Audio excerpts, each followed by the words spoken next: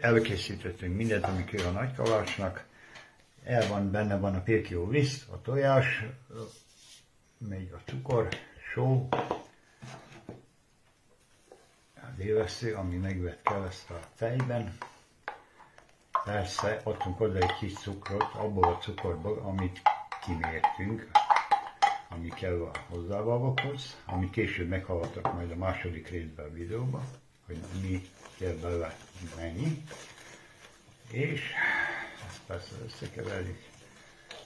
Az első kalács az még pihen, dagad kicsit, ami megvett egyszer kenyve tojással, majd vesz később másodszor is, és akkor megy a süvésbe, de most készül a második kalács. Szóval a második kalácsot itt van.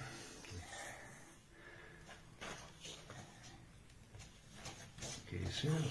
A vajat, ja, egy figyelmeztetés, a vajat, vagy a margarint, amit kimértünk, azt kicsit megolvasztottuk.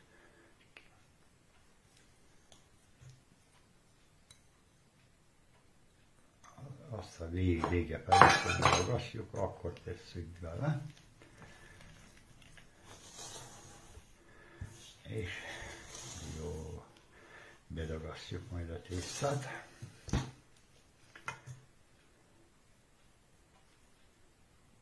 Szóval, mindhogy itt is elmondjam nektek, ebből a nagy kalácsból a hozzávalók fél kiló liszt, 5 g só, 50 g cukor.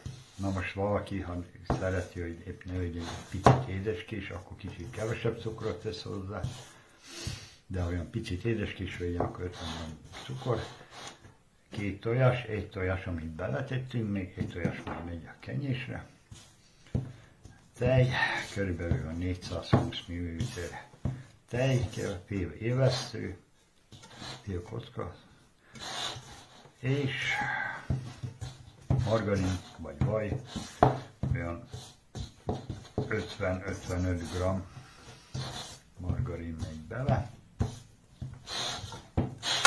és dagasztjuk.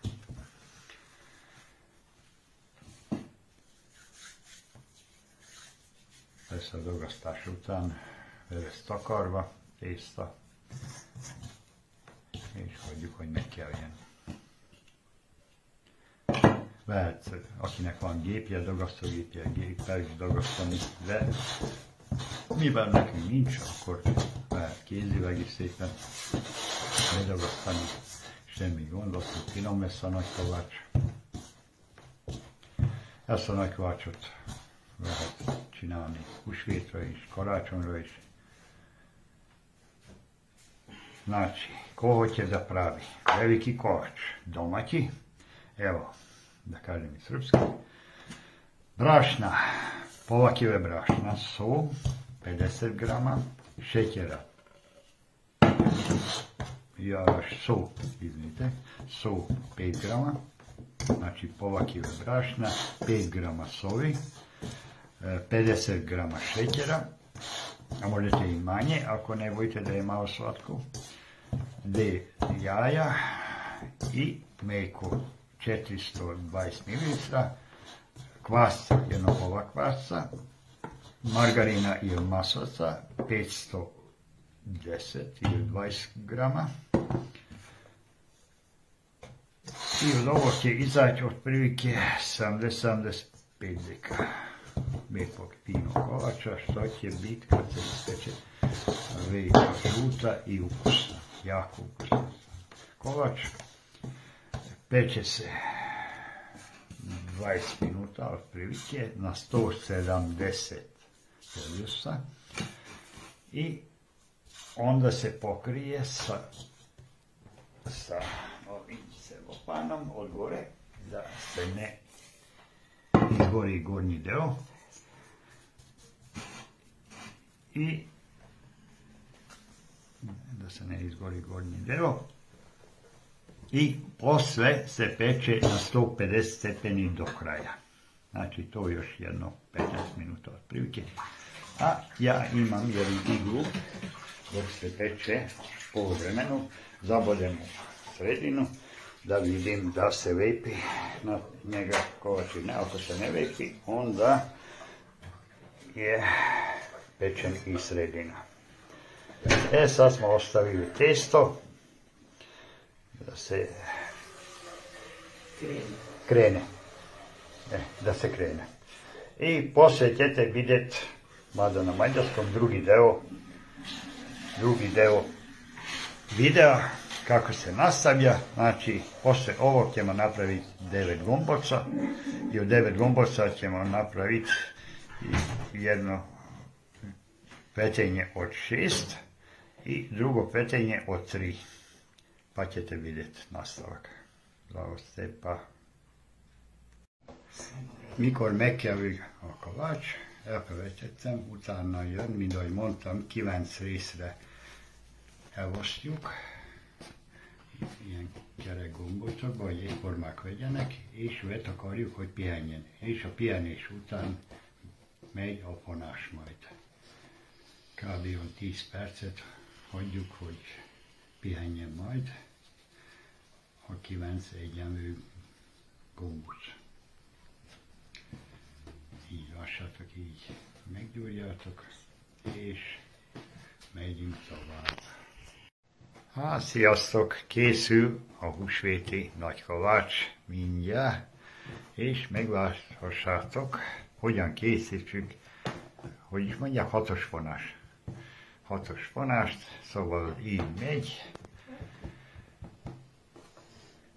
Ez lesz majd az alapja a nagykovácsnak. És így szépen megy a fonás.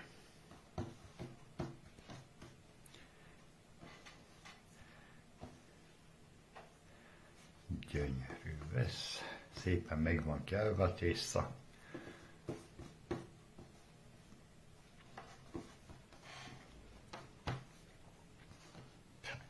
Próbálja mondani valaki azt, hogy nem ügyes. A párom. Na, vásároltak. És igazán milyen finom lesz.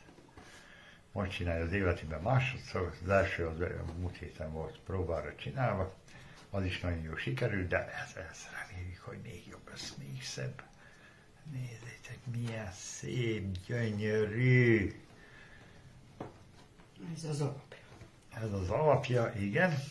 Na, most ez az alapját láttátok, hogy meg lett vonva. Utána majd nyújtódeszkába középen csinálunk neki egy ágyast, vájút, amiben bele lesz helyezve, ami megy a tetejére, 3-as vonás. Mivel egy tésztából csináltunk 9 gombócot, és a 9 gombóc azt át egy körülbelül 10 perc, 4 órát pihent, és utána kezdődött a fonás. Így vásároltak, így csinálni egy vájút középen, amiben bele lesz majd helyezve a 3-as vonás.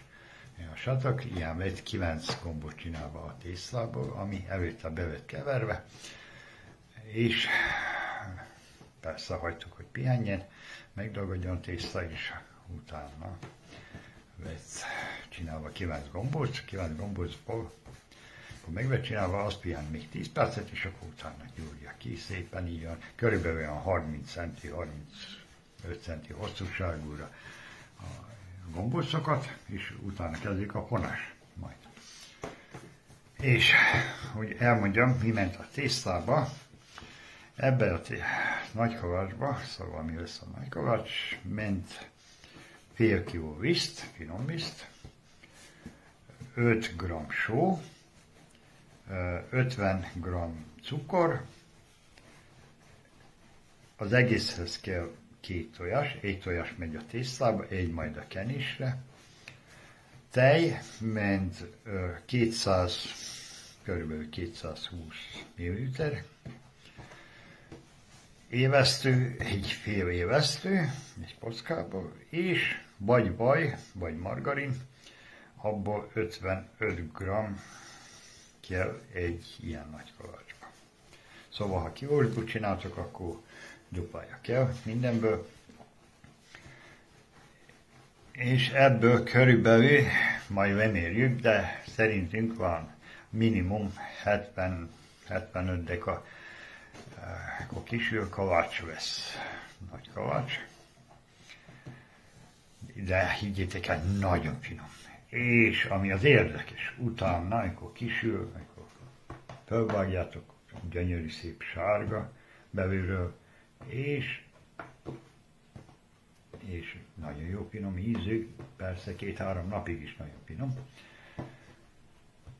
Ami az érdekes, először sütjük majd, ez a 3-as vonás, lássátok, 3-as vonás, ez megy majd annak a tetejére. Szép, gyönyörű. Így belehelyezzük. De a végeit azt jó össze kell csípni, szorítani, hogy mikor sül, hogy nehogy szétmenjen. Na most még egy jó tanács majd. Persze, akkor sütitek, először kezdjétek 170 fokon. Znači, to sam 10 Celsiusa treba početi peći.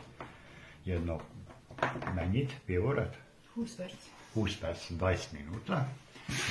Stavimo u tepsiju sa papíra. Sütőpapírra. Így lássátok.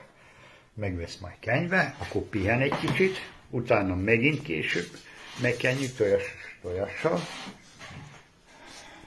Meg kell kenni. És 20 perc után, mint ahogy mondtam, 170 fokig. Közben